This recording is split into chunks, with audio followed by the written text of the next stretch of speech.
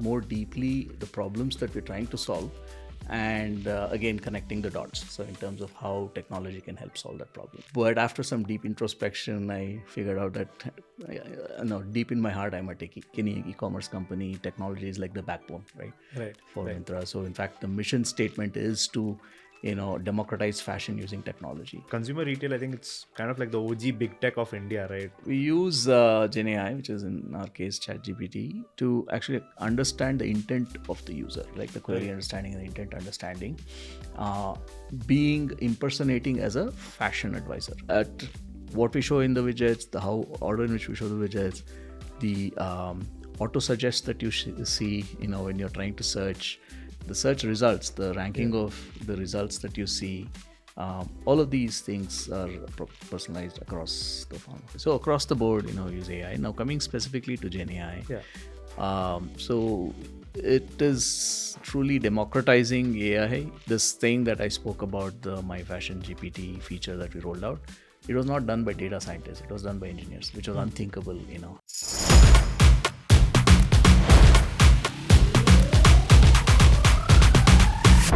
Hi, welcome to another episode of Scalerpod, and today we have with us Raghu from Myntra. So thank you so much for taking out your time. Pleasure being here.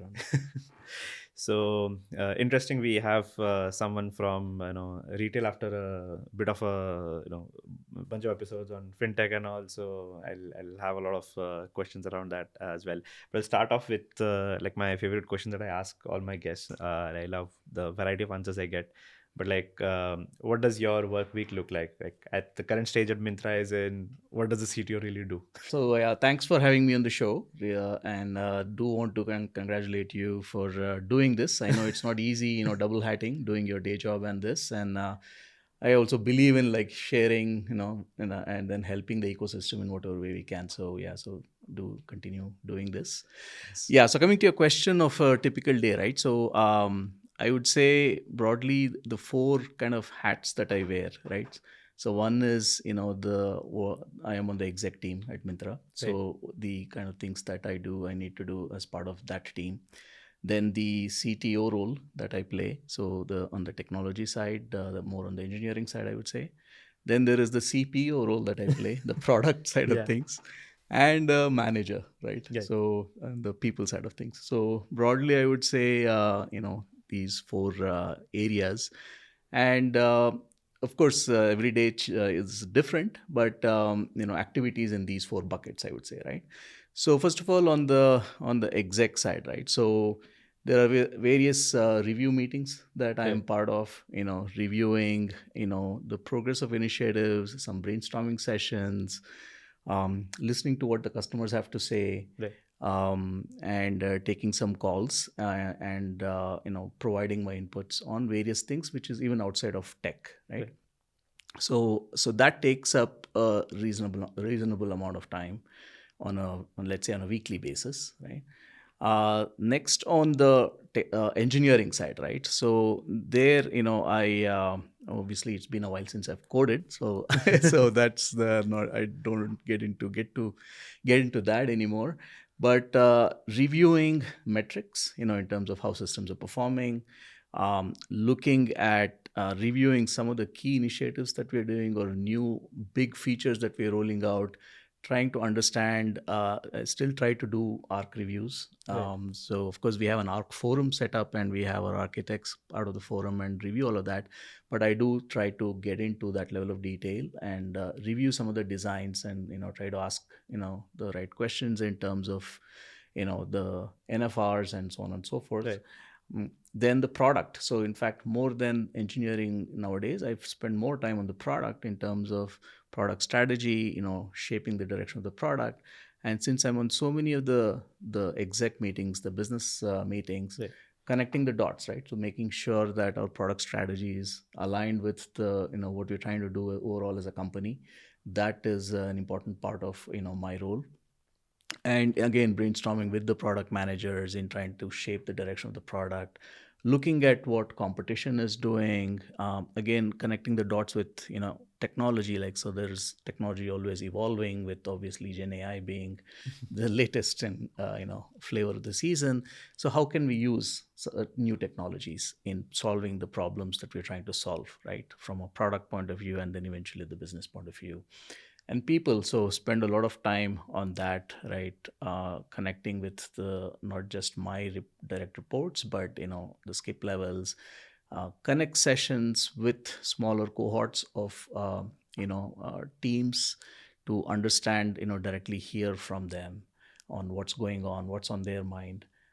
So yeah, so I think broadly these are the four areas that I spend my Right, time. right.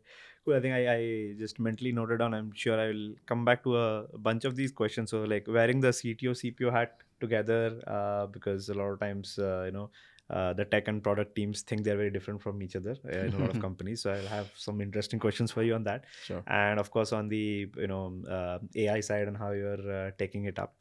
But before we sort of dive into all the things that you're doing at Myntra, I would love to take a walk with you through your past journey so far. Like how did you enter into the world of tech, and coming all the way to Myntra? What's the journey been like so far? Sure. Yeah. So yeah, I mean, I've been a techie throughout my career. So I'm actually from Bangalore. So I'm probably one of the fewer people that you see on your show. Originally from Bangalore. So studied in a college in Bangalore as part of the Bangalore University. It was in electronics and communications. And halfway through, I realized this was not very interesting for me. And I started taking some programming kind of classes. So got interested in software. So I decided that, okay, after I finish my undergrad, I want to switch to software. So that's what I did. So after my undergrad, I went to the US to do my master's in computer science. Went to a college called New Jersey Institute of Technology. It's in New Jersey, Newark, New Jersey. Did my master's in computer science there, and then started working after that. So I joined a company, a small company called Computer Aid, which had a consulting arm, Okay. but they were also developing products for the cable industry. Okay. So work order management, billing, that kind of software. So that's how I started off, building some of these systems or products, C, C++, Unix, those were the technologies This is like primarily used after at that the time. .com bubble. No, or it was that? before. That. Yeah, it was before that. Okay. And yeah, so I think, building IVR systems, for work order management, so those kind of things, right? So it was interesting. So a lot of learning, obviously, especially the first job. And so I did that for some time. And since I was in that geographical area, right, so I was a little bit drawn towards the financial services industry, right? So in the New York region, Yes, yes. right? So I've always been fascinated, with New York and, the energy, that's there in that city and so on. So and then I decided, okay, now I want to do something in that domain, right? Right. So that's when I decided to make a change, move to a small consulting company, and then next joined Citibank. So in Citibank, I was part of the consumer banking group Okay. in the risk management team. Okay. So this is developing risk management software. So this is, I think, yeah, I mean, if I have to remember certain things coming back to me, like, things computing, like things like, value at risk, Okay. doing various kinds of simulation of portfolio, your loan portfolio. And what was like the tech stack back in those So days? it was again Oracle databases, C, C++, Okay. and gosh, I think I'll date myself here, like Power Builder. Oh, Power Builder. Something I've only heard of, never. I'm sure. So typical client server technologies at that time, right? So those were the technologies used. So yeah, doing various kinds of simulations. For example, like having this huge loan portfolio. What happens when interest rates move, right? So it's like, and not just like for the next year. So predicting interest rates over a course of, let's say, 3 years or whatever time it might be. And saying, okay, now if we do that, if interest rates move in this fashion, then how would loan prepayments happen, Right. or loan foreclosures happen? What does that do to the portfolio, and so on, right? So that kind of software. So that's what I was doing in terms of risk management software. and I really wanted to get deeper into the domain, right? So understand the finance domain.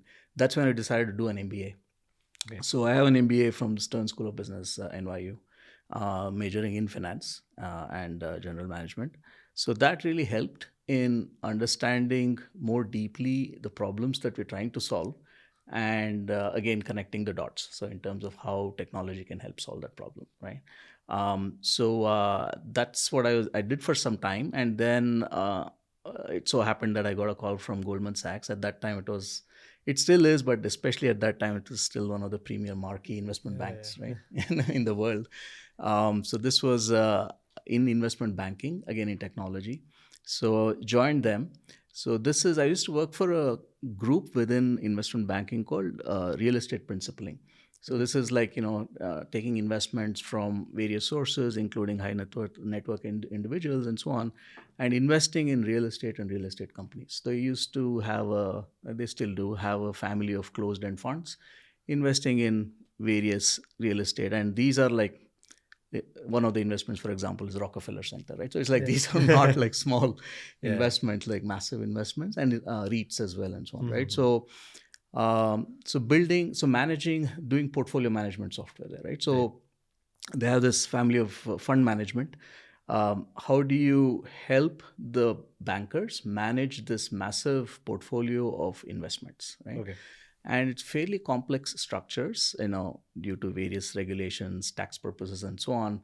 Various investment vehicles, which in turn own parts of other investment vehicles, and so on and so forth, and ultimately the asset, right? So, how do you roll up, these investments? How do you, roll up or roll down on whatever detail that you want in terms of fund performance, asset performance, cash flows, starting like data coming in from the cash flows at the asset level, all the way, to the fund level. How do you provide that view and visibility?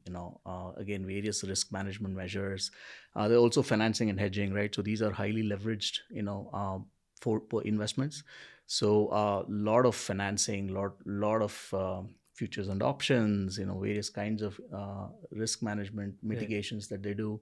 How do you again manage that portfolio of financing and hedges, right?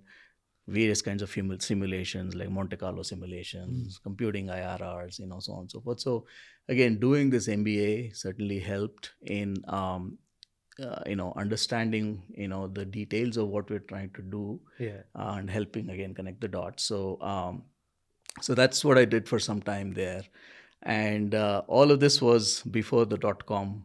And then this was during the .com boom, right? So I used to watch all this action happening, and of course this was interesting work. But again, being a techie, so at that time I also kind of finished my MBA, so had a bit of a decision that I had to make, career decision, right? So which way do I want to take my career, right? I could very easily have gone in the investment banking route, or in any of the the finance kind of route, and so on and so forth. But after some deep introspection, I figured out that deep in my heart, I'm a techie, right? So, so that's where I get my kicks and satisfaction. And so that's when I decided that I think that was an important kind of inflection point in my life, and decided that I want to. It's interesting. I have at least 3-4 guests who have said this thing, that I've done MBA and then I figured out I love tech more. Actually, yeah, true. I mean, this is something similar. So while I enjoyed the MBA, helped me be, I think, a better techie by being able to understand the business more. But the core, this is what I really wanted to do, right? So then I said, okay, so let me then just kind of swing the pendulum a little bit more, and said, okay, let me join a startup, right? So got bit by that whole boom, right? Startup boom. Joined a company in the supply chain space, actually. So it was the challenge again was the company was based in San Francisco. The company was called Moai, and the goal here was to actually set up an office for them in New York. And and then grow the business, and also manage teams kind of spread across London, New York, hiring the team in New York. London, New York, and San Francisco, right? Nice. So it was an interesting challenge both from a technology point of view and a management point of view, right? Right. So thought, okay, this is something interesting. So did that for some time. So there are a lot of interesting learnings in in technology and especially in working closely with the business teams.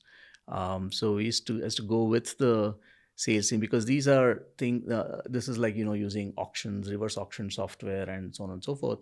So these are not obviously plug and play. These are enterprise software. So how going and talking to, let's say, the U.S. Army was another customers, or like a massive company called Alstom in France was another customer. Right. So talking to these companies who source a lot, right? And that's when reverse auctions are used. Yeah. So talking to them and saying how this solution can help them and integrate with the rest of their Right. platforms and It's solutions. kind of like procurement stuff for them. Procurement. Yeah. A lot of procurement stuff. And interestingly, there were some use cases which we also said, okay, we can do, for example, bond trading is also actually a reverse auction. So I spoke to some of the bond traders, and we actually implemented the solution for one of the bond traders as well, in being in New York. So various kinds of applications. So yeah, so I did all of that, and then so actually, coincidentally, right after I joined, actually the .com bust also happened, right? So this was back in 2000.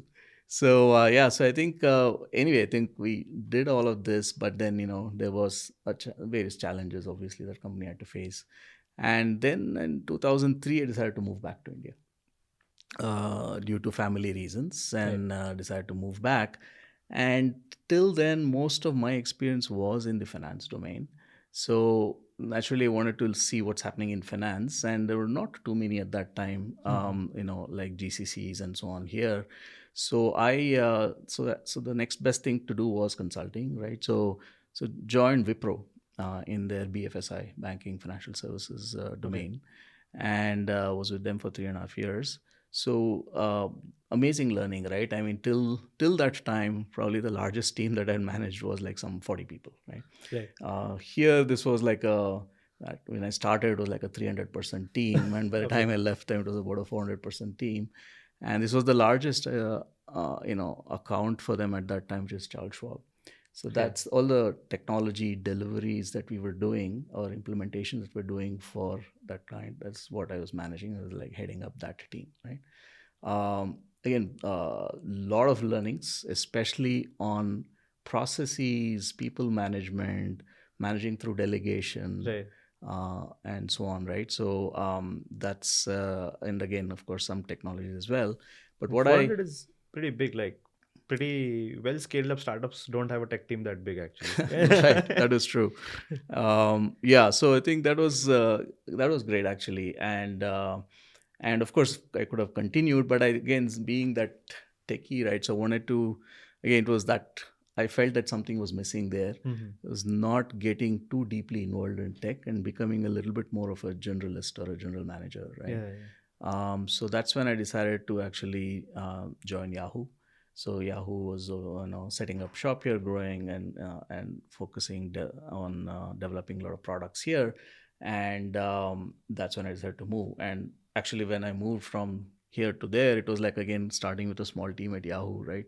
So, but that didn't matter to me because at the end of the day, I wanted to be more deeper in technology and the impact, right? So here, Yahoo Scale obviously is like at least at that time, so products used worldwide.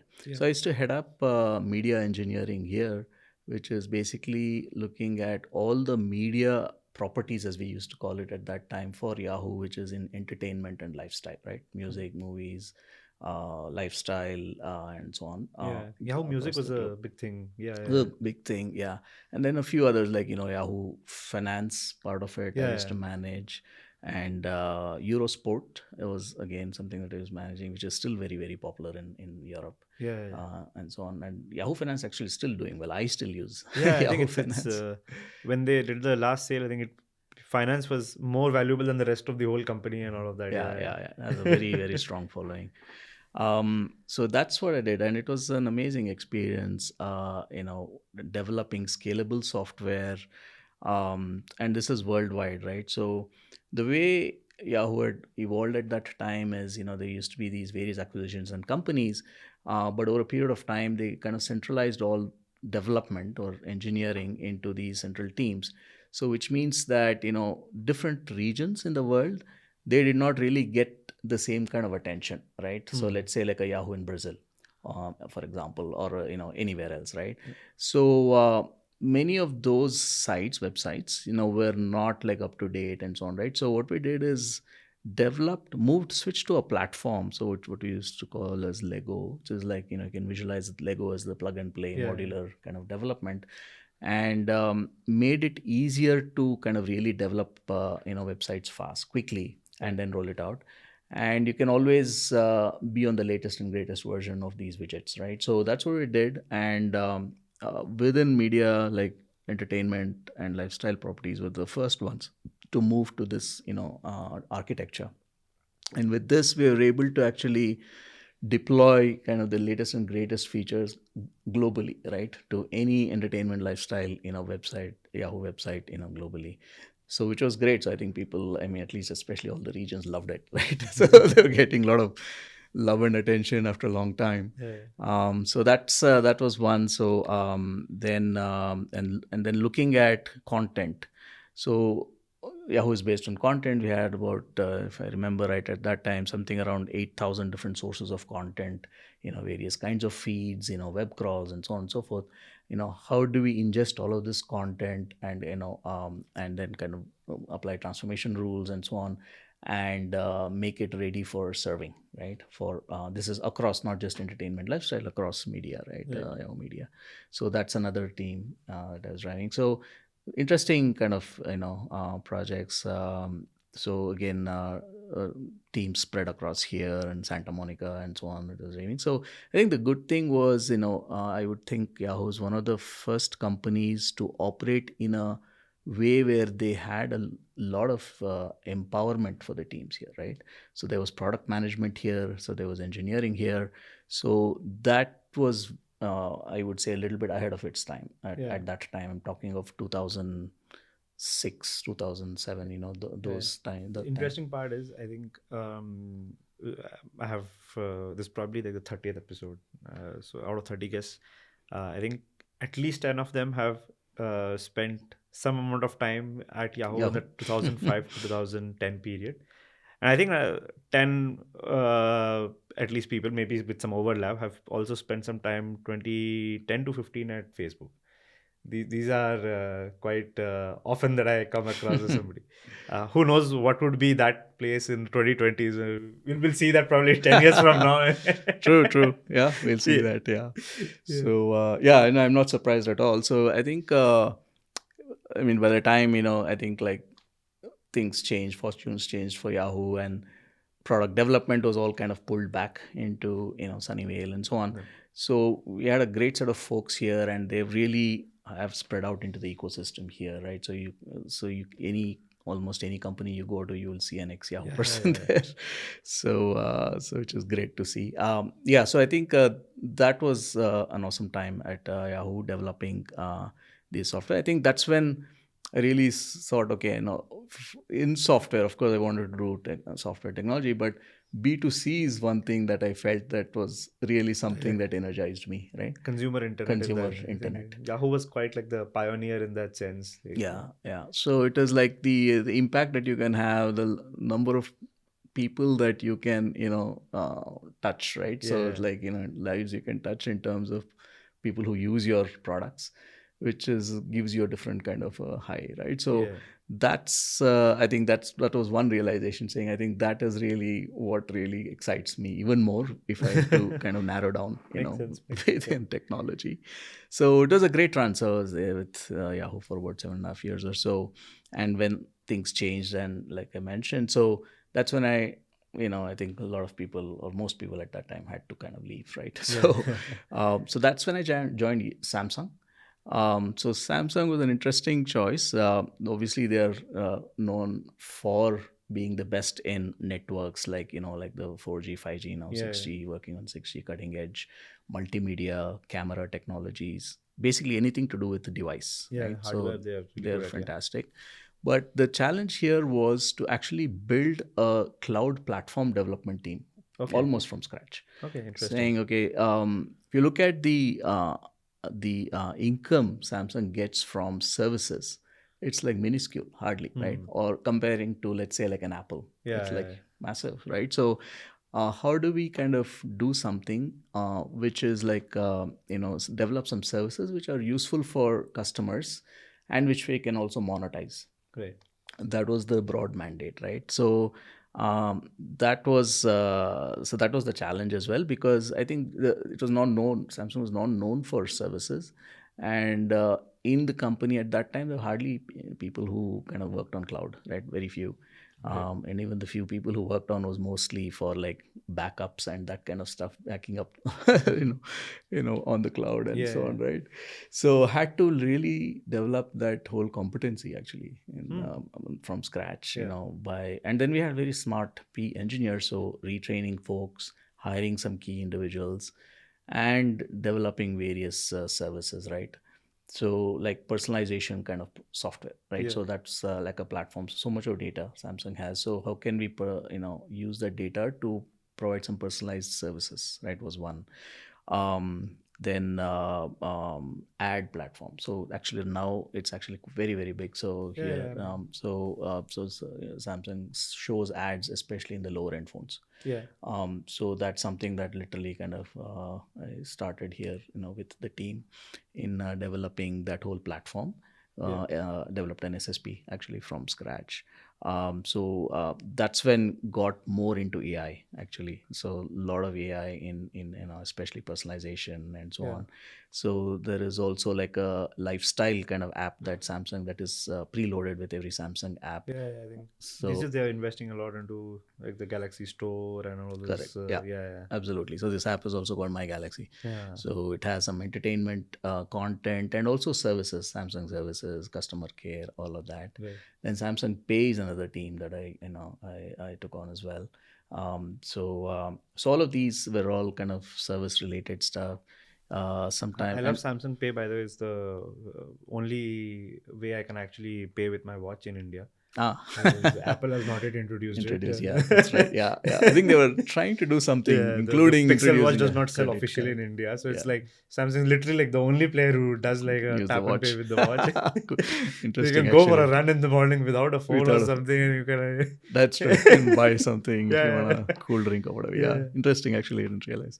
Yeah, that's true. So I was managing that team as well, and also a few experiments. I think the culture of experimentation is quite strong here in Samsung in this team here.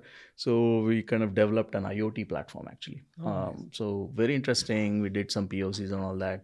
At the same time, unfortunately, whatever, Samsung bought another company called SmartThings. So this didn't really go anywhere, but it was a great learning actually, and very interesting things like that we used to do.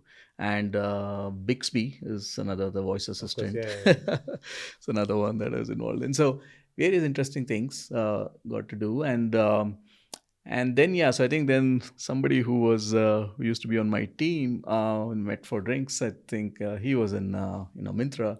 Really liked the culture, and then what obviously Myntra was trying to do, and then met the other people on the exec team at that time. Really nice set of folks and so on. So I said, okay, I think makes sense. So I think should do this, and that's when I switched to Myntra. So I've been here now 4.5 years now. Initially focused only on the engineering aspect, and then took on the product responsibility as well. So I mean, maybe I can talk a little bit more about stuff in Myntra, down as we go along. But that's been my journey, and a lot of very interesting stuff. And the one good thing here is, obviously for any e-commerce, like any e-commerce company, technology is like the backbone, right? For Myntra. So in fact, the mission statement is to democratize fashion using technology. So that way, it's very key and central to what Myntra is trying to do, and a lot of innovation happens, building scalable software. So that way, it's been a very interesting journey, in developing new capabilities and at Myntra.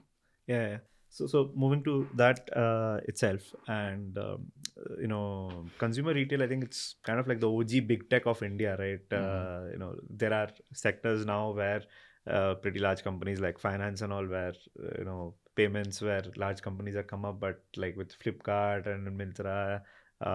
Back in the days, all of those, Fashion Wars, Jabong, a lot of these companies. So it's quite, I think, the place where like the first generation of Indians who got into the internet definitely signed up. So but today, like in 2024, what's from a product perspective, what's the consumer retail space like? What's your focus areas mainly? What are your big challenges these days? Yeah. So it changes, or at least slightly changes. Like since the time I've been there, it's been different things, right? Yeah. So just to give you a flavor, so one of the things a couple of years ago that Myntra did was like get into social commerce, basically content-based commerce, Correct. which was, I think, something that Myntra pioneered, in the country at that time. So we introduced something called Studio to actually publish, and it's creating a platform for influencers to publish content, Right. which would be useful for our customers to use as fashion inspiration. So unlike like shopping for, let's say, a mobile phone or a watch, Yeah. so there is when people shop for fashion, they look for something else, right? It's not just cold hard specs. Yeah. So so it's a different interesting problem to solve. So this was kind of towards that, where showing content in a relevant way to the users, saying, okay, this is maybe something that you might like, kind of, if you like something like this, maybe you can try it, right? So this could be videos or images and so on and so forth. So that's what we started with. So at that time, that was one big focus area, and then we actually pivoted that and along the way. So we introduced live commerce. So we saw that being very successful in some other countries, especially like China, right? So introduced live commerce capability, but for whatever reason, it didn't really take off. From live videos you can buy from there. Yeah. So there's an influencer or a brand promoter who's actually doing a live show. Okay. And It's a big thing in China. huge, right? A lot of these PDD. companies like Shein and all, they have their separate live apps itself for doing stuff like Yeah, this. yeah. So like Pinduoduo is like a huge thing in China doing live shows. So they kind of became a serious challenge to Alibaba, for example, right? Just on this content-led commerce. So, but for whatever reason, it didn't really take off here. So brands still found it interesting to be able to promote new products and so on and so forth. But again, probably the attention spans of people, like we were talking earlier, so didn't really take off. So we said, okay, then looking at the how Reels has been successful and Insta, so maybe like short form videos is what is more. So that's what we did, right? So we introduced called for Myntra Minis, called Myntra Minis, which is pretty much like Reels, saying like 1 minute or 2 minute or that kind of videos to be able to showcase kind of products and so on. So the influencers had to change to some of those things, or we use technology to actually summarize. So this content is both in your app as well as do you socialize it outside to like other platforms like Instagram as well? No, it's all in the app. Within the platform. Yeah. Okay. And so this is all was packaged as part of this Myntra Studio. Again, good adoption, but not the way we wanted. But so then what we did is, it makes sense because people don't come to Myntra looking for content, right? So they come to shop, whereas they go to, let's say, an Insta or somewhere else for content. So we said, okay, what makes sense is to show relevant content in the shopping journey, right? Which is what we did. So we actually now show content as part of our search results, as in our product details This page. is something that I have seen, right? So I'm evidently not a very big user of that, but last couple of years a lot of friends have gotten married, so I've been having the Myntra app on my phone for the last 2 years. Good. Yeah. So somebody's getting married. Oh, okay, look at the wedding card. Okay, this day this is Indian fusion. Okay, let's search for Myntra for Indian fusion. Then I see there's some videos and clips between the search results. Very nice. Yeah. Maybe we'll talk about another feature, which, since you brought that up, called My Fashion GPT. So I don't know if you've tried that out. No, I haven't. So anyway, to complete this one, we said it makes more sense to introduce content in a relevant way as part of the shopping journey to provide that inspiration and so on. And that's worked. So we see a lot more traction, people, using, this more, right? So it's one, just trying to give an example of, at that time, what was important and how we pivoted, along the way. So if you look at, since we talked about the example that you gave, using GenAI, we introduced this feature called My Fashion GPT. So this is actually, I would say, one of the first things that got out at this scale right after ChatGPT was launched. So this came out of a hackathon idea. We do a few hackathons every year. This was actually 2 months after ChatGPT came out, 3.5. We did a hackathon. This was one of the winning hacks. The problem was this, where people don't search for black shoes. I mean, people do search, but those are solved problems. So we kind of do a very good job of showing the relevant results. I mean, you're very hard spec based searches. Correct. Very clear on a blue shirt or a black shoes, whatever.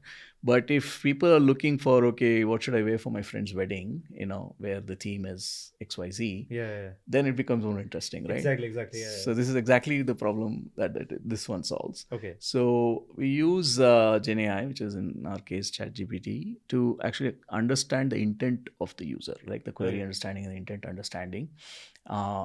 Being impersonating as a fashion advisor, right? Okay. So once we understand, saying, okay, for this theme in this wedding or this mehendi function or wherever, so what is typically the kind of apparel people wear, products people wear, then we use our own search infrastructure to query and get the right results, right? Okay. So we show this as collections. So it's not just about clothes. No, we have so many other kind of products, accessories, beauty and personal care products.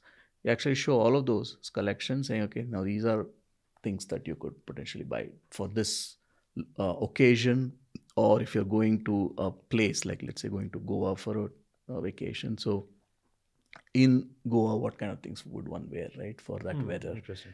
So that's a problem that we sometimes I also see, I think, and not sure if I'm correct, but there's a bundle of like this shoe and this sherwani and this kurta kind of thing like together and all of those things. So and then those are like independent products, not necessarily sometimes also of the same brand, but they've created like a package which will look together good or something like that. So those are they like hand curated, or is it you're using something like GenAI to create those packages, or a mix of both? So you're talking of a feature, I think, again, another new feature which we launched called MyStylist.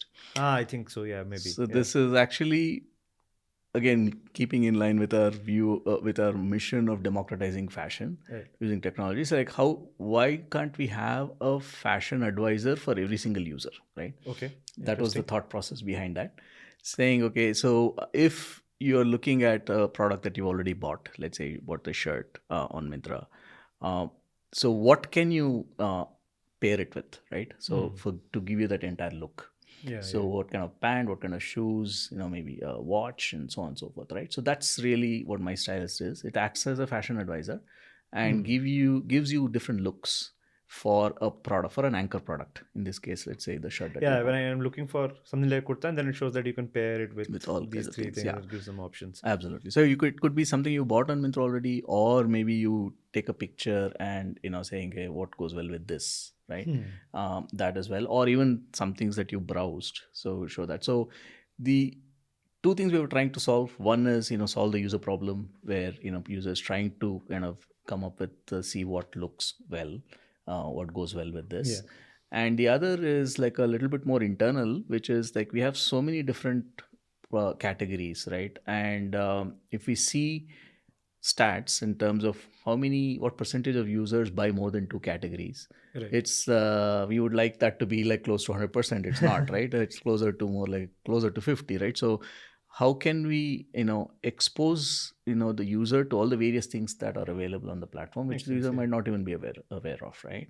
So that's the other problem you're trying to solve, the whole cross-sell problem, right? And in the physical world, a classic cross-sell is like somebody at the store saying, sir, is joote ke saath ye bhi acha jayega, aap dekh lijiye. Exactly. So to kind of simulate something like that. So that's what we tried to do with that. So with MyStylist, but again, anything that you have to do at this scale, at the Myntra scale, it cannot be manual, right? So it is using again AI. So we use various techniques. It's actually that particular one is completely home grown, like developed. It's an ensemble of 4 different kind of ML algos that we use. One for like a product identification, then like a product similarity, some embeddings that we use, and then finally the recommender. So all of this is something that we do. And what we did is we hired interns from fashion schools, and kind of and then had them come up with these kind of looks and trained our models. So do the training. Training. Yeah, because I think there's a lot of different factors that go into it. Like, I mean, the kind of clothes, like you can't mix a Western dress with an Indian one. Exactly. Yeah. And then the color thing is also, sometimes you want to go with a contrast, sometimes you want to go with like, the same palette and all of that stuff. Correct. Because I've seen a system like this in a place. So I had a small stint of a year at Target, the big US retailer. Right? You worked at Target. Yeah. So one of the things interesting I had seen there was actually when COVID happened. So before COVID, like so Target's floor area where the electronic stuff is usually there. There is a huge cross-selling potential with their in-house. There's some special name they used to call them, like I think shopping guide or something like that. I mean, like Apple calls them Genius, and then so Target also had a name. I'm forgetting what's the exact name. The shopping area assistants. And especially with electronics and all, what happens is like you take something like a laptop and then they can kind of help you out with the specific type of accessories that go well with it. Right. And there was like when COVID happened, like all of this in-store shopping like literally went to zero, and a lot of small shops were shut down by the government. So there was a huge surge on traffic in apps like Walmart and Target, because you go on every weekend there anyway. Right. So you sort of trust them, and they had the capability to do deliveries also during COVID, like at the peak COVID when everything was shut down. But then they sort of very quickly had to build something with the same flavor, that if you're buying some product, and then somebody who can guide you a bit like a chatbot, like, hey, somebody, and kind of I saw that the chatbot format kind of had a much more stickiness in US markets than India actually. People are obviously more comfortable conversing in English as well, and people would want to like I want to charge it for this, but I want something that will charge it a little bit faster, and then come up with that. True. But yeah, I think at least color matching was not kind of a challenge in that product. I'm sure for Myntra, it's like there are way more access on which you have. Yeah. So that's what this fashion students did. So like coming up with what would be the right look.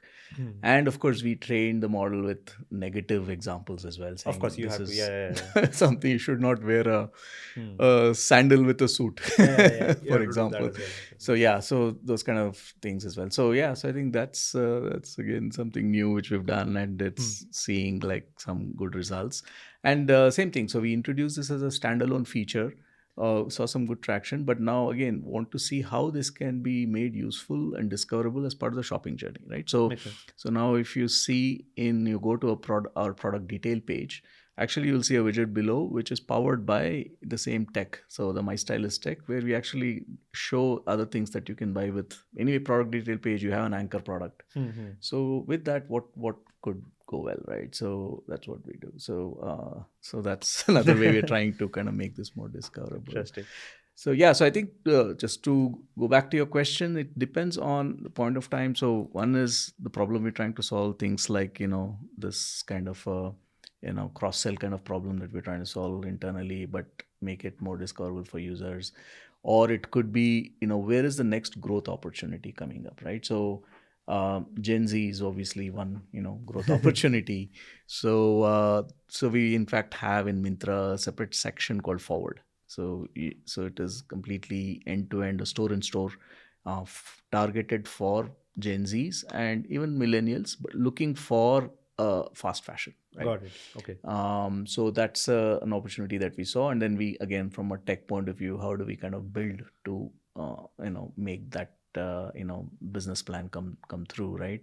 So this is a very interesting problem where one is creating the store in store, which has a completely different look and feel. That is one, but Right. then there are things that are fundamentally different on how Gen Z shop. So they are looking for trends, right? So how can we identify the latest trends happening, and they want to be kind of the first ones to wear something like that in their peer group, right? Right. So how do we make this discoverable and available to to this cohort, right? So a lot of tech goes behind that in terms of how do you first of all identify what is trending, and how do we then source this. So of course our we have our category teams which go, and our sourcing teams which goes and identifies places to get this from. How do we integrate Right. with them to be able to source this faster?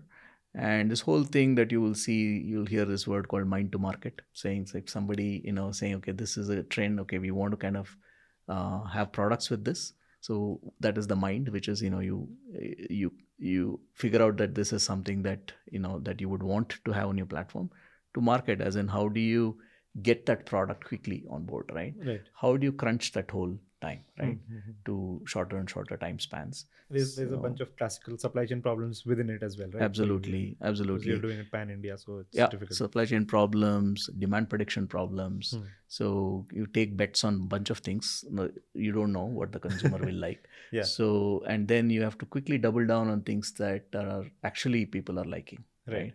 And so on. So for all of that, again, how do you kind of be able to quickly predict trends is again an interesting problem.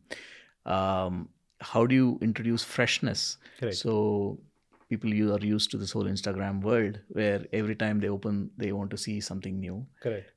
So similarly, not at the same level, maybe because you don't want to be, you want to give it some time, so people for same products to show up. But then quickly show new things, right? Fresh products, right? Yeah. Every time, or every, let's say, third time a user comes and opens up our app, right? So how do you introduce something like that? Different kinds of payment instruments that people use, Of course. So buy now, pay later, for example, more popular amongst this cohort. So yeah, so I think across the board, how do you introduce a differentiated kind of fashion experience for them, right? Right.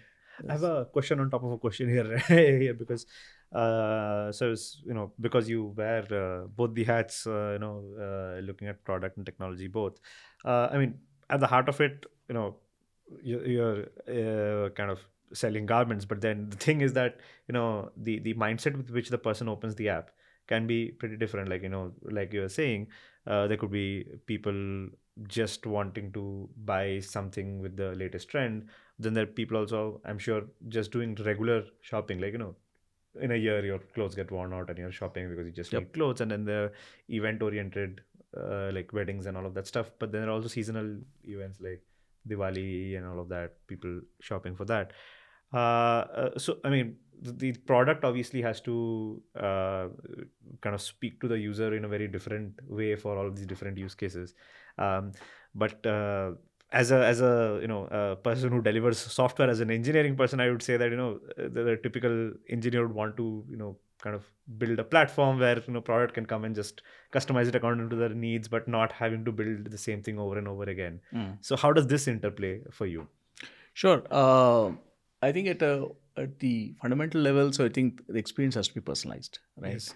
So again, India is a fairly complex country, as you know. So it's like every region has its own, tastes in terms of like cuisine and of course fashion, right? Yeah. So it's a multi kind of pronged approach that we use. So personalization at the individual level, so what the person wants, and at the regional level as well, right? So for this is like you gave the example of some festivals and different festivals in different parts of the country. Yeah. How do you kind of incorporate that into the selection that you show? So we have a massive selection on the platform, right? So obviously people can get lost, in terms of trying to find what they're looking for. So how do you show relevant products, to the customer? That's a very interesting personalization problem at scale.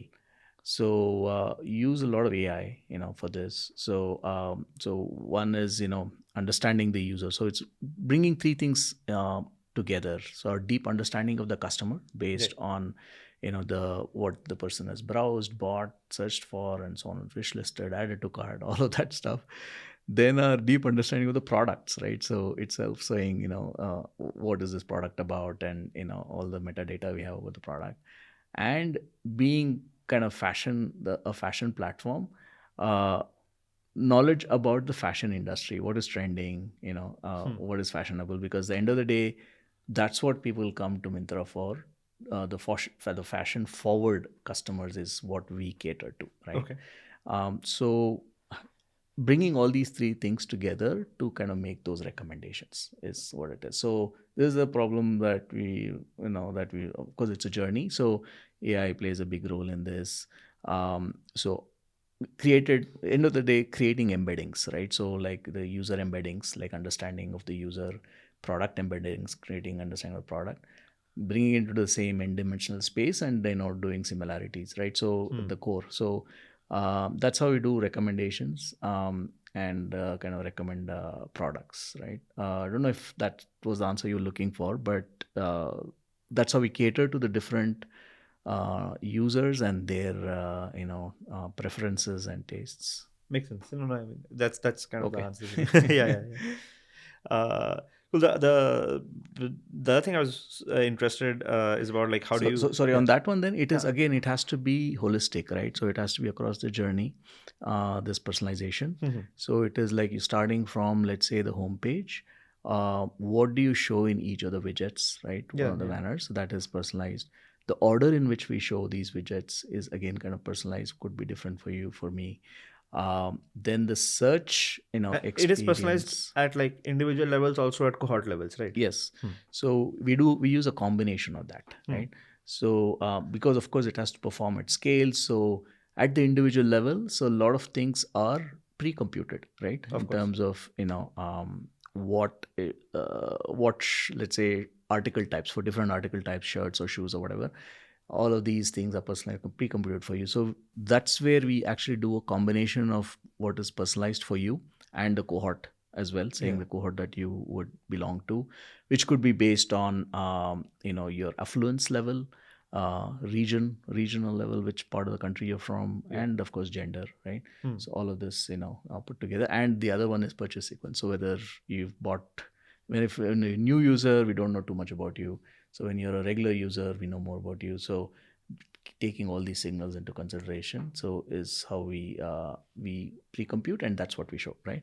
So it is at what we show in the widgets, the how order in which we show the widgets, the auto suggest that you see, when you're trying to search, the search results, the ranking of the results that you see, all of these things are personalized across the funnel. Yeah. Right.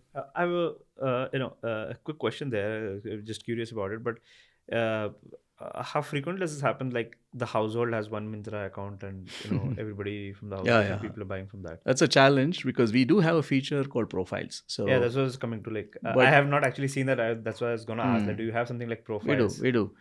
Where that if kind of you're counteracts that problem, right? shopping for yourself, you can explicitly select, like Arnav, right? Ah, Whatever. So, or Raghu. So, or if you're shopping for your spouse or your kid, you create a profile and do that. So that way makes it easier to personalize. But people don't do that, right? So the usage is low. So we try to address this a couple of different ways. One is based on majority, right? So like most of the time, who do you shop for? So yeah, I mean we that's kind what the of, profile will go towards. so that's what we do. The other interesting thing is in-session personalization. So today, what are you doing, right? Makes sense. Yeah. So using near real-time signals.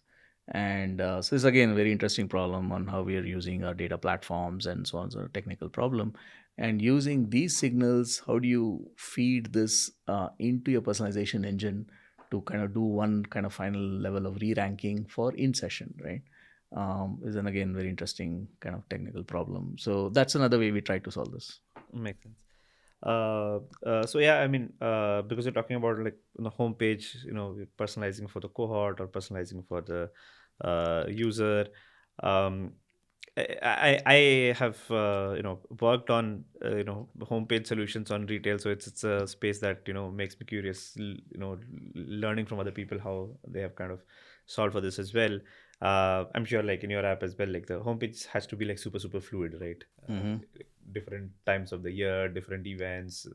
Again, like depending on where the user is, or if you're running an offer, or you have one of those big shopping days and those kind of Yep. things. So what has been your approach towards like making the homepage fluid? Because on a mobile app, that's typically Sure. uh, you have to come up with some sort of magic solution to that. Everybody brings their own. Yeah. Yeah. I think maybe you touched on a broad topic, which is obviously important. Different aspects to it, right? So maybe I'll touch on each of those areas. One is the performance itself. Yeah. So how do you make the homepage or any page performant? So this is a constant endeavor for us. So we do a lot of app profiling, right? And see how do we squeeze out the last ounce of performance, in this. This could be various things like converting HTTP to gRPC, right? For instance, to make it more performant. Using like JSI. So like we use a lot of React Native, right? Right. Yeah. So if you use a bridge call, it takes a little bit longer. So use Yes. JSI, makes it faster. Makes sense. So that's another kind of way we do it. So various things of that nature, like prefetch is another standard technique people use in terms of what could be the next action of the user, you prefetch those results, right? So all of these different kind of things, dynamic app bundling. So again, if you want to kind of fetch SDKs only when people use certain kind of things, there's no need to create a large size app so that which makes everything slower, upload slower and everything slow. So those are things. So that's on the performance side. Then there is the scalable, the reliability side of the Right. scalability and reliability aspect, right? And then you also brought about events. I can maybe talk about how we prepare for events as well, right? So Yeah. that's the other part. So on the scalability, reliability, right? So again, various things, that we do. For example, just trying to think of a few examples. So starting from re-architecture of systems. So we're always looking at what is based on how business is going and so on and so forth. What could be the scale that we need to plan for, in the near future, right? So we're always looking to prepare for that, right? So this might include kind of re-architecting, redesigning some of our key components. For example, like, our cart was kind of having some issues scaling beyond a point. And we saw that there were a lot of reads, right? And so that was kind of choking. We used to use Cassandra as our database there. So then we had to switch to Mongo, right? So which kind of really helped. So redesigning our, let's say, our CRM software, our notifications that we send and so on as we scale. So moving that from, so let's say like a monolith kind of a software to a microservices kind of software. Or like, in fact, like a little bit on the other way, our CMS, which is our catalog management, which was highly modularized, multiple services, which actually caused a problem where there were like different data stores. How do you bring all some of these together, creating a single source of truth? Right. So that could be another, that was another challenge there. So which we had to kind of solve for. So in terms of reliability, it's about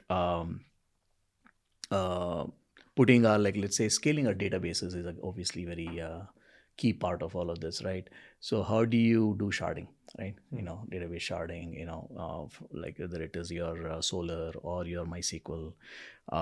So like moving from, let's say, Redis to like Aerospec has actually helped us, where Nice. this is more from a caching mechanism to a SSD based, persistent store, which provides more reliability, right?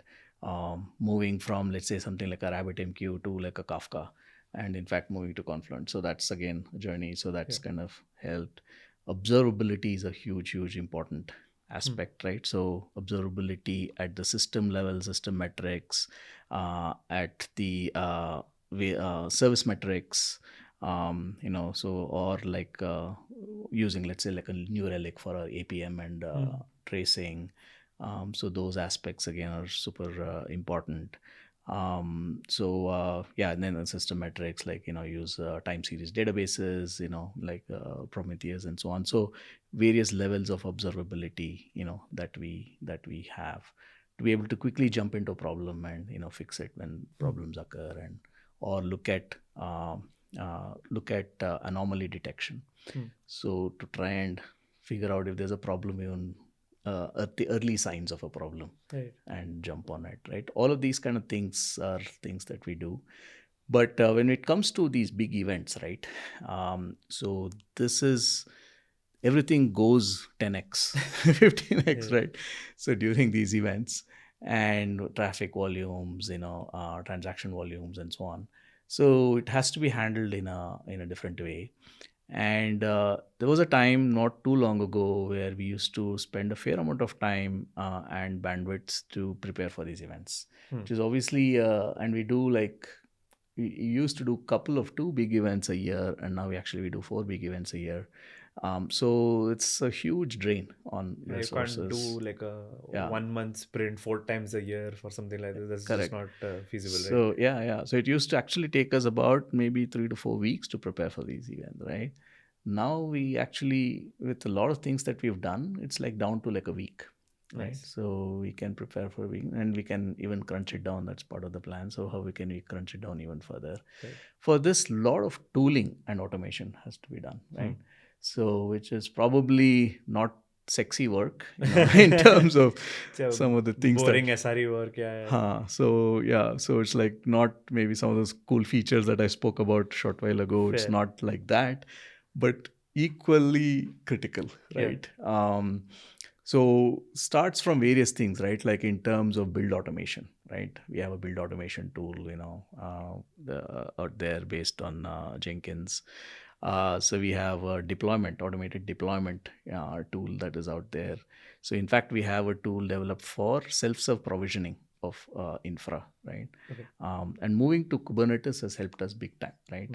So that's the other thing that I didn't talk about for scalability, reliability. Like Kubernetes offers this thing called HPA, right? Horizontal pod autoscaler. So you can really scale, Kubernetes clusters. So that does help.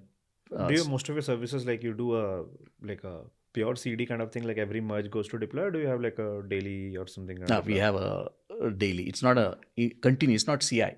It's not CI CD. Yeah. So we do like a end of the day End of the day. kind of thing. Yeah. So and we do like couple of app releases a month. So it used to be like once a month. So now we've actually crunched it to like we do every fortnight. So it's like a train model. So that way you don't have to hold off releases saying, okay, wait for 2 more days, this feature will be ready. It's okay. You can come catch the next station, right? Yeah. So all of we that. Also recently moved to a train, and it took a while for the product teams to get used to it. You miss the train, Correct. Catch the next train. Yeah, exactly. So so those so we use like a device lab, a virtual device lab. So to actually, because we need to also make sure that this works on all kinds of devices, right? But like smaller towns, super low end devices, is React Native a challenge there, or is it? No, we haven't seen any issues. So we haven't seen any issues there. All of that. So this tooling that needs to be in place, a lot of automation that needs to be in place, whether it is regression test suites. We have like automated, testing, that happens, regularly. So what we call is VLTs and HLTs, vertical load testing and horizontal load testing, that things that we do. And for this deployment. So all of this has to fall in place, and then the other important aspect was traffic modeling. So basically to model the projected traffic, right?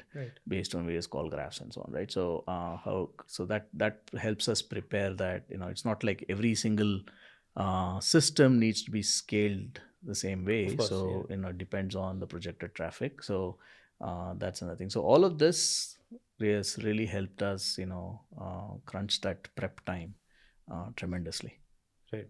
Do you have sort of like a, scaling ladder or something, like for every million traffic, these services need to scale up to here or something like that? Yeah, we do. But we know, in fact, like for these events, we actually work with the business teams to say, okay, what could be our expected, traffic based So they on can what they're approximate and saying. pre-scale to that, yeah. And then, yeah, we prescale to that. Yeah, Yeah. that's right. Got it, got it.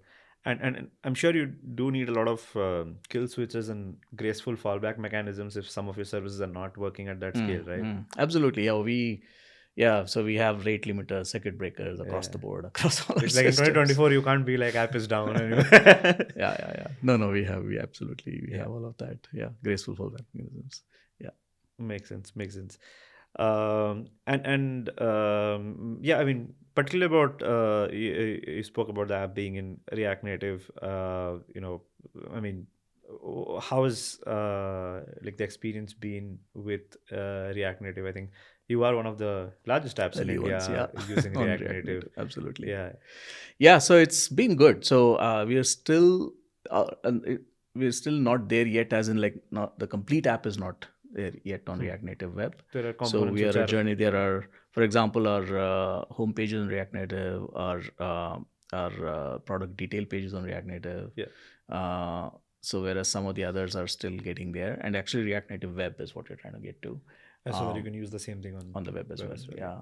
So it worked out well. So I think there was initially a little bit of learning. There was a little bit of degradation of performance. That's when we did a different thing like JSI that I spoke about, Yeah. which helped improve that performance. A few other tweaks that we had to do, and then, yeah, I think now it's working well. Yes, I think when we eventually get there, it will be a tremendous productivity boost, so that Yeah.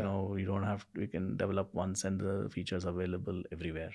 Is it hard to like, procure talent as well as train talent for some of these, performance stuff for React Native, like, working on JSI or migrate things written in Bridge to JSI or, get these, native APIs, especially the Apple ones, to integrate with React Native calls, because those things are not like run of the mill, just creating UI stuff, right? True. So, but if you have good front end engineers, so I think this skill is more easily learnable. We have a lot of smart engineers, and and they can pick up things quickly. So we've not had an issue specifically on training people on React Native, as long as they're good front end engineers. Yeah. Right. And this kind of, I'm sure it unlocks you to make your product detail page, homepage kind of things more versatile in nature. Yeah, Like, you yeah. can move around your components and all of that stuff way more, right? Absolutely, yeah. So so again, so we have a similar concept of this Lego that I spoke about earlier. Yeah. Same thing, like making it like what we call as the layout engine. So it's like creating a plug and play architecture. So you do like a server driven UI layout. Yeah, so server side rendering and stuff like that, right? So with a plug and play architecture, so that combined with React Native is a great combination. So where to make things modular, reusable, making development cycles faster and so on. So yeah, so we're, again, like I said, we're still not there fully yet. We are in the journey. And your design and product teams also kind of think in that direction, like building it in components so that you can move around things. Yeah, absolutely. Yes. Yeah, all the You have to design, work in tandem, product, right, for that whole thing to engineering, kind of everybody has work, to work yeah. in tandem. Yes, absolutely. Yeah. Because that's something I've talked to some teams who have like sort of tried to do this design language system kind of stuff, but just doing the tech of it does not only work. You need to have like the shared vocabulary across all of these teams to kind of think in those components. Yeah. And also, like, when you want to move to that, it requires some investment. So there again, everybody has to come together, right? So for example, when we are kind of migrating some of our pages to like a React Native from our current traditional kind of design, it's like, okay, we had to kind of pause some new development work, new feature development work. So everybody has to sign up for Yeah, that. you have right? to align to Yeah, make yeah. that big switch happen. Switch happen, but people understand that this in the medium term it's a great thing. So people have to align. Yeah, all functions have to align. Got it, got it. And we were just talking, before this, that you did a big cloud migration also some time back. So how was that? Like, how did you plan for Painful. it? Of course, no doubt. But how did you plan for it, and how was the execution like? Yeah, so I think we've done probably like two of this. One was fortunately before my time, where we went from I think we are now on Azure. Yeah. Microsoft Azure. So we were from a different cloud provider to Azure. So that a lot of that was done before I joined, but there was one area which is like that on the data side, right? Were Data you already platforms. on Kubernetes on your previous cloud provider? No. That's what makes it challenging. Exactly. Right? That was why it was very painful. Yeah. And there were some services which were again painful, right? So, for example, like our data warehouse, the PaaS service that was on Azure. So, it was not at the same level of maturity in terms of handling the kind of scale that we want to there, and we had a lot of issues, and we had to work closely with Microsoft to resolve all of that, and took some time. So plus, as you said, so since things were not on Kubernetes, so like you can't do a lift and shift kind of thing, right? Yeah, all of that. So since then we've come a long way. So it's a lot of those things are now in place. So we had to move from a data center in South India to Central India. So that was the second thing that we did. Okay. So this is all within Azure. Latency. Within Azure. No, I think it's more because of availability of services, availability of infra. I think this is more from the Microsoft side. That's where they wanted us to be, and so on and so forth. So that required us to do another change. So this time around, it was less painful, right? So because it was some of these tools were in place for the containerization tools and some of the automation tools and so on in place. So this took like less time, like a couple of months, whereas the other one, I think it again, like I said, it's before my time, but I think that was like 8 months, some such thing, right? 8 months or 10 months. And a lot of your product development sort of kind of grinds to halt because of that, right? Yeah, it's such a such a waste of time, because it's not rolling out any new capabilities or features for users and so on. Right. But it's like but something that has to be done. So it's a big problem. Another question I have, more on the web front end side, sort of, I'm sure that a lot of people come inbound from, like you're saying, somebody shared a Myntra link on WhatsApp or on somebody puts a link on Instagram and these kind of places, and then people open. And I think long back, like about a year and a half back, I had Subhash, who was CTO of Dukan here, and he was saying something like that because he works in D2C space a lot. Like people open that, and a lot of times people open it in the in-app browser also, like the Facebook browser and all of that stuff. And making that first page load very fast is very important, because otherwise people can sort of drop off. Yep. So your edges and your CDNs, is there any special magic sauce there also for making that stuff happen fast? We use Akamai CDN. So obviously that's part and parcel of any modern app, using a CDN. So nothing major there from a CDN perspective. So we use image managers, like we actually moved to our own in-house image manager. So where we actually, for your pages, images are obviously like a big deal, very important, right? So we have like different resolutions. So based on, you have those progressive loads of absolutely images. Yeah. So based on network speeds and so on, like progressive image, we pick the right resolutions and show. Those kind of things are there. And of course, what we spoke about earlier in terms of optimizing the page load times itself, that whole TTFD, time to first display. So how do we kind of get that number down with all these various optimization techniques? Those are the things that we do. And are your pages like product detail page kind of things? Are they like what they call these days, universal React and Next.js and all of that stuff? Is it like partially server rendered or Yeah, correct. Server-side rendering. server Yes, side rendering? yes, we do that. Yeah. Yes. And like when people load it, then it gets hydrated and then it becomes Then it into cached, a gets single page cached. application. Correct. Yes. Got it. And like I'm sure you have also looked at metrics, but like this load and all, it does impact user experience and then conversions for you. Yes, it does. It does. Though I think people are a little bit more, I would say, forgiving, knowing that there's a lot of images and so on and Yeah. so forth, right? So, but at the same time, yeah, you can't kind of stretch that. So, Yeah. so it's always we're on that quest to get that last few milliseconds down.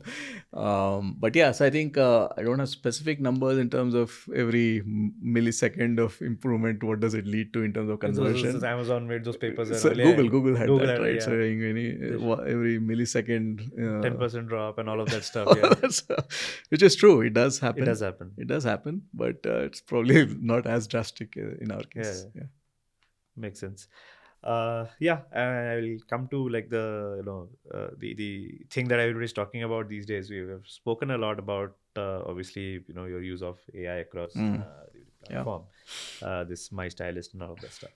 But large picture, where do you see? Because I think last 1 or 2 years has been like a tremendous shift in very AI end user adoption. usable AI. So I mean, a lot of these models were in development for a while, but now like the end user knows that there's AI available to do a bunch of things. People even, I mean, because these this 70 billion parameter, 100 billion parameter, those models, because they have seen so much data. I've seen people do stuff like take a photo, put it into ChatGPT and ask, what will go well with this, and ChatGPT doing like generic stuff on that as well. But yeah, I mean, what are like the large places where you're looking at sort of making things like LLMs into use? Sure.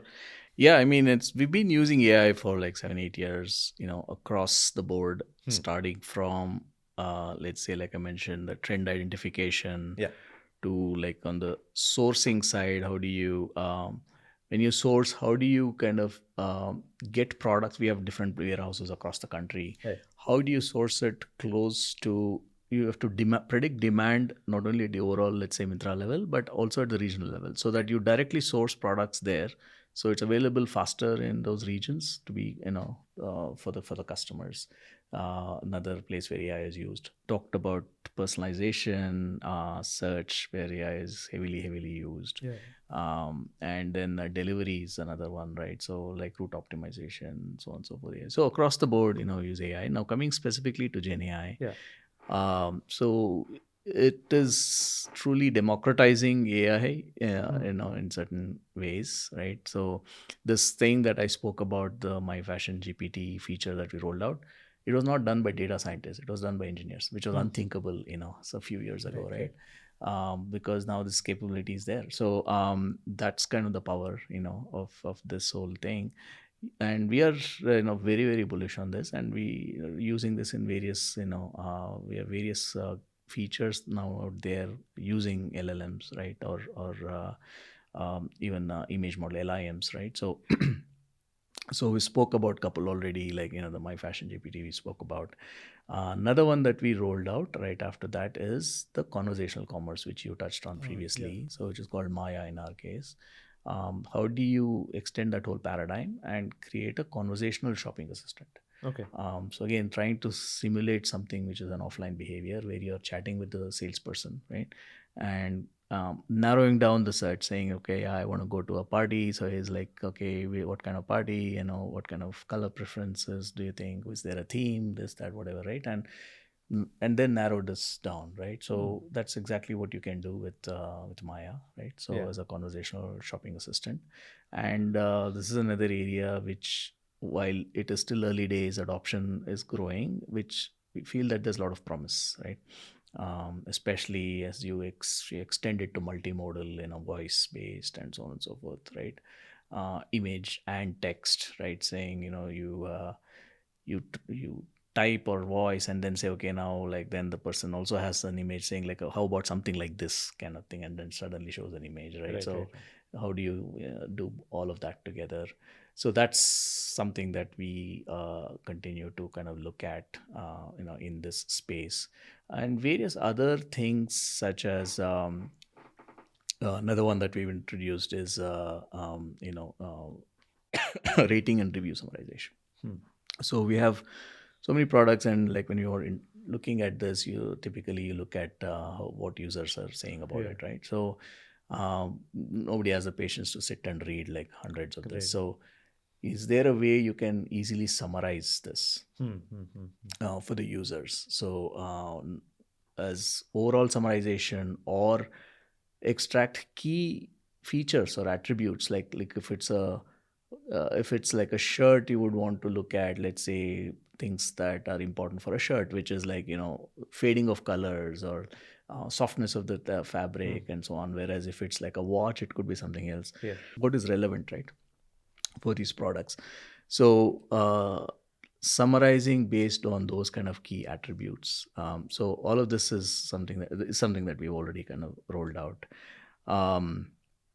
Then for internally for our CC, customer care agents, so when tickets get passed on from one agent to the other, right? Yeah. When things are still not resolved. Now, for the new agent to resolve, quickly the matter quickly, that person has to first understand the history. How do we make that easier, right, for the agent by summarizing the history so far on the conversation with the customer? Makes sense. Yeah. So that all the relevant information is available, and when the person picks up the issue to resolve, right? So that's another thing that we have with LLMs. With images, again, there's a lot of possibilities. We're experimenting various things, looking at image similarity. So how we can use GenAI for that, trend identification, how we can use GenAI for that. How can we use GenAI in search? It's another area we're looking at.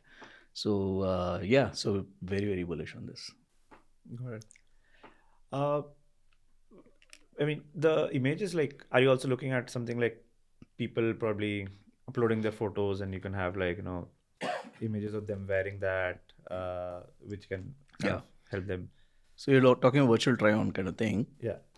Virtual try-on features is what you're asking about, both for apparel and beauty and personal care. For apparel, it is based on avatar. So you ask the user to create an avatar which looks a little bit similar to themselves, and you can then try on products on that avatar. Right. So we are looking at extending that to maybe superimposing, let's say, the face of the person, right? Right. So what we've seen is people are still a little hesitant to take full images and so on, right? So Yeah. so we want to kind of Makes take sense, baby yeah. steps Yeah. to get there.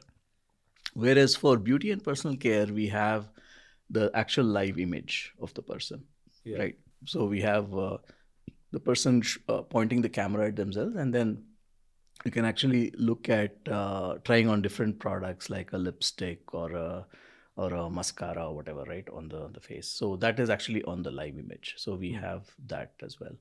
And in fact, we have something which is also interesting. All of this uses, again, computer vision, AI, all of that, right? And then we also have something called a skin analyzer, which is, again, to take a picture of yourself, of your face, and then again, using computer vision, it analyzes the skin, and then identifies any kind of, let's say, dark spots or whatever, blemishes, pimples, whatever it is, right? So recommend skincare products, right? Nice. So that's another thing that we actually do. Yeah. How big of a effort and time goes into all of these also images, like modeling images and all that you do for your typical like garments, basically, because one of the things I feel is I as a user feel GenAI can definitely help with this. Sometimes I see a product and there are maybe images of it like on a whiteboard or something, but there aren't enough images of it being worn in different postures. So like how it will look like when somebody's sitting with that, or how it will look like when somebody's standing. Yeah. So do you think that that's a gap that GenAI can fill a lot for you? Absolutely. I think that's very couple of areas where GenAI, very obvious use cases. One is this, the other But and is then this. today, I mean, future is different. But do you think today the cost and the ROI also makes sense with Absolutely. GenAI already? It does for It you. does. It does. Yeah, yeah, yeah. Like the whole chat thing is another area where it absolutely makes sense, right? So coming to this particular thing, what we do already is change the background. Okay. So we do the photo shoots with the model, which is the person, and against, let's say, a green backdrop. Okay. And then if it is like a summer dress or whatever, show a summer background, a winter dress, show a winter background, whatever, right? A beach wear, beach background, all of that, right? So that part we already do. So you don't have to do the shoot in that location, kind of a location. Of course. Yeah. Which obviously saves us cost and all of that, right? So what you're talking about is the next step, where what we call as flat shoots. So where you actually put the product, a pant or a shirt, on a table, right? Or whatever, and then shoot.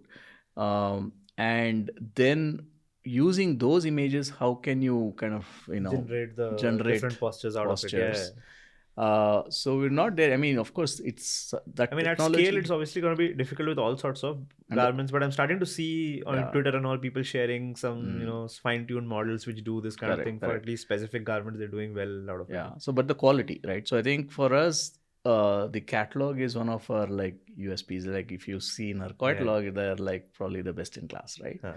And our catalog team is very, very particular about quality, and it doesn't, for a lot of things, it doesn't pass the test. Makes sense. I think with GenAI, what I've seen is like sometimes like the edges and all are a bit blurred in the images and all of those things. And, so if you and also like because of the nature of how these generative models work, like you have a polka dot pattern and you have the generative photo of it. The pattern might not be in the exact same spot in the generated one. So you'll get an indication, but it's not the same thing as actual photo. No, that is okay. But things like, how does the shirt fall on you? Right? So naturally versus what the AI will generate. So the people look at a lot of those kind of details. But that's important. But it's going to get there. That's definitely important for you to maintain those standards as well, for sure. Yeah. Cool. Okay, and one last question, which is probably away from Myntra's, probably specific product challenges, but a little bit on the, macro environment, and people keep talking about post-ZIRP era and post what era? Sorry, the zero interest rate phenomena. So a lot of businesses are focusing on profitability, and then a lot of investments into moonshot products and moonshot engineering things have kind of reduced across like the ecosystem. What's your operating principle in that? Like, is there a market shift in what you're focusing on? Are you kind of focusing more on your top line drivers instead of things that you're building for future, or like you're in terms of the team? Are you thinking differently in terms of how the team is growing these days? Sure. Yeah, no, it's an interesting question. I guess the good thing is that VCs care about profitability now. The market cares about profitability now. So unlike previous years, so where it was just about growth, right? So it's like profitable growth is the key word now, right? Yeah. So makes it more, then it puts the onus on everybody to kind of be a little bit more, prudent in how in your spends, right? Yeah. But at the same time, how do you strike that balance between kind of innovation and things that might not always succeed or work versus this, right? So that's always a fine balance, and that's what we try to do. So we always have a bunch of things that we are taking some bets on. Maybe instead of taking like 50 different bets, so maybe we do a fewer of those, but we do take bets, right? And we find those that balance on how we focus, let's say, a majority of our efforts and bandwidth and mind space on core business, and how do we grow that versus some moonshot. So some of the examples that I already gave, this conversational commerce is still early days. So while we are seeing some traction, return usage, return user percentages going up. Actually, for some of these interesting new features, people who use it, we actually see, conversions are higher. So actually, people find it useful. But it's still, there is that threshold, right? So there is for people to adopt. So so these are things that we will continue to do, like this whole virtual try-on thing that we spoke about again. So it's still not, I would say, fully mainstream, right? Yeah. Whereas in another interesting thing that we've actually launched is blockchain. So for traceability, products traceability, which interesting. helps in authenticity, help with the authenticity, answer the authenticity question of the in the minds of the users, right? Yeah. So these are things that we will do and we continue to do.